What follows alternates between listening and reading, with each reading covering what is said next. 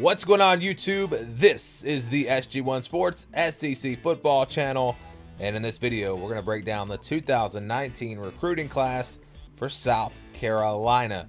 We will go through and show you every single player that they signed and also break it down by position to show you if they filled their needs, and I'm going to talk about what I think that they needed, and we'll start with that.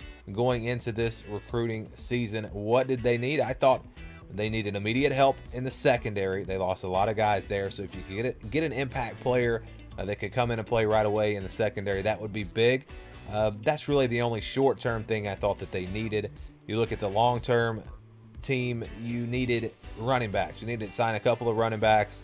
Their top three rushers, I believe, are all going to be seniors this upcoming season. And also Jake Bentley's going to be gone, so you need your quarterback of the future. So those are really the positions that I thought they should focus on. Long-term, short-term, get some guys in the secondary that can help you out right away. So that's what I said, would have said going into this recruiting class for South Carolina. But let's see what they got. They got a great player in Zach Pickens, 5-star, one of the top recruits in the country at defensive tackle. They got Ryan Helinski, a 4-star pro-style quarterback, and a very highly rated 4-star. So there's your future quarterback potentially. They also signed a 4-star defensive end, a 3-star defensive end, and a 3-star outside linebacker. And all of these players have already enrolled. They are on campus, ready to go through spring practice. And so that's good news for South Carolina. And they also had 4 other players that enrolled early. They signed a 3-star outside linebacker, a 3-star defensive end, a 3-star tight end, and then Kevin Harris, a 3-star running back. So he probably is not going to see much time on the field. They've got a loaded backfield right now, but perhaps, like I said, he could be the running back of the future. Just a 3-star, but we all know these stars don't tell the whole story. So those players have enrolled. Now let's go to the players that have signed but have not enrolled. They added a 4-star cornerback, a 4-star defensive tackle, another defensive tackle there.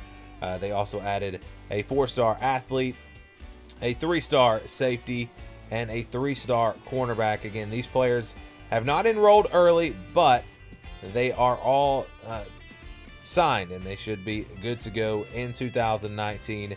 And again, they seem to put an emphasis on that defensive tackle position this year. A couple of really good ones there.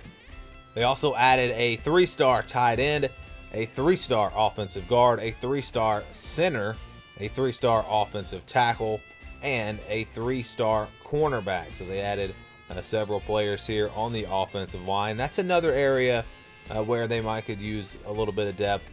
They, I believe, lost 3 starters from last season, so even an impact player right away on the offensive line could be big for them, but I don't know if I really see that in this class.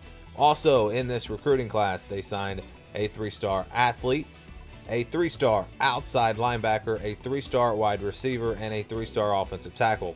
You also see Jaheim Green down there, a 4-star defensive tackle. He's committed but has not signed.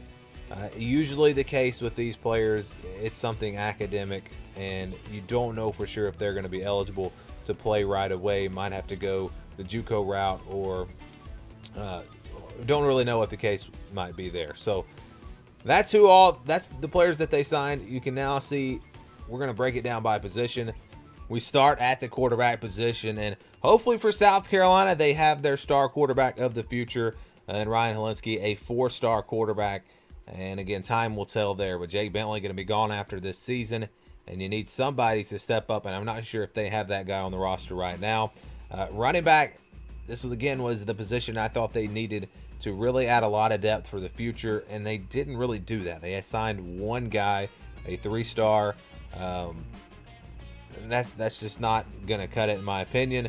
When you have a bunch of juniors that are about to be seniors that are going to be gone, who's going to be that next wave at running back? We really don't know right now. At receiver, they only signed one there, but I think the 2 athletes that we mentioned may both wind up playing receiver. You guys can let me know if you know exactly what they're going to do with those guys, but I think that they might wind up at receiver.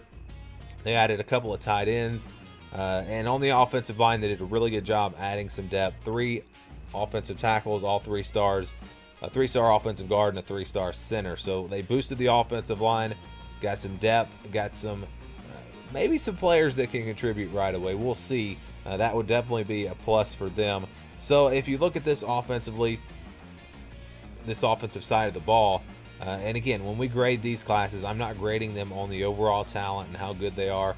I'm grading it on how good of a job the team did in filling their holes, finding their needs, and getting players at those positions, not just for the short term, but for the long term. And that's what we're kind of doing with each team. If you don't know how good this class is overall, just look at the rankings. I believe they were ranked I know they were in the top 20, I believe, according to 24/7 Sports, and that's where we got all of these numbers from. Yeah, they were ranked number 17 according to 24/7 Sports. So this is a great class for South Carolina. I mean, this is not a program that goes out and signs top 10 classes on a regular basis. To get the 17th ranked class is great. I mean, that's for South Carolina, that's an A+.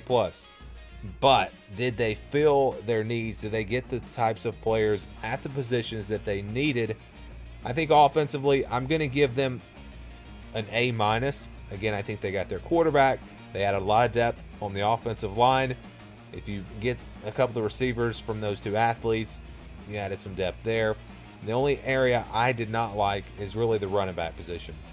They signed one, so it's not like they completely missed, but I would have liked to seen them sign at least 2 running backs, and it would have been nice to get a 4-star running back, someone to maybe be that future guy there. But overall, good job offensively. Defensively, what did they need?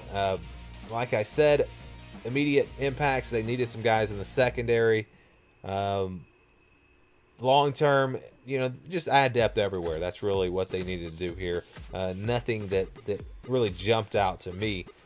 This is going to be a really, really good front seven this year. I think one of the best in the SEC.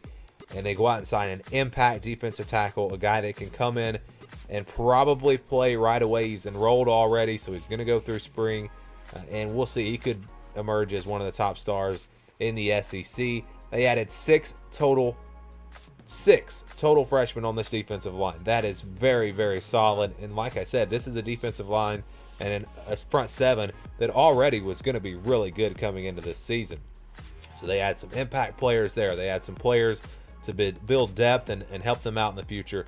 Just an unbelievable job on the defensive line. This was a great class on the defensive line. Linebacker, they signed a couple of outside linebackers. Didn't really do a whole lot there, but like I said, they didn't have any immediate needs. That'll help build some depth for the future, and not too bad of a job there. And then in the secondary, they added 3 cornerbacks and a safety. Only one of those players is a 4-star, so you would have liked to have seen them get a little bit more talent in the secondary. But again, the 3-star players are as good as the 5-star players a lot of times. We see 5-star players that are bust and never really even hardly see the field, and we see 3-star players start as freshmen.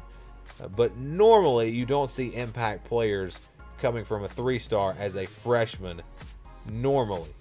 Now, that does happen sometimes.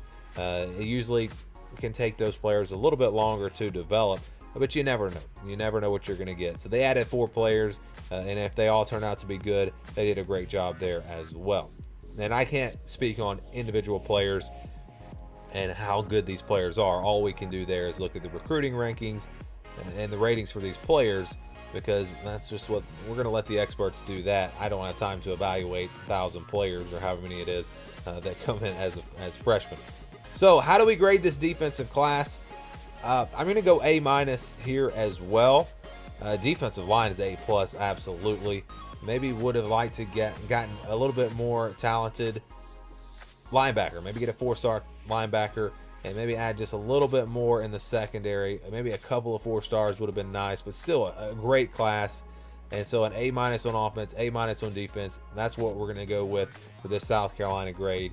And again, if you go with this overall class and the talent that they signed for South Carolina, this is an A+ class.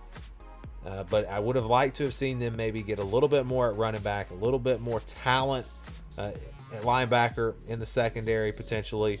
But they had some really bright spots in this class. A lot of depth on the offensive line, difference makers, elite players on the defensive line, and hopefully for them, their quarterback of the future. So a great class for South Carolina.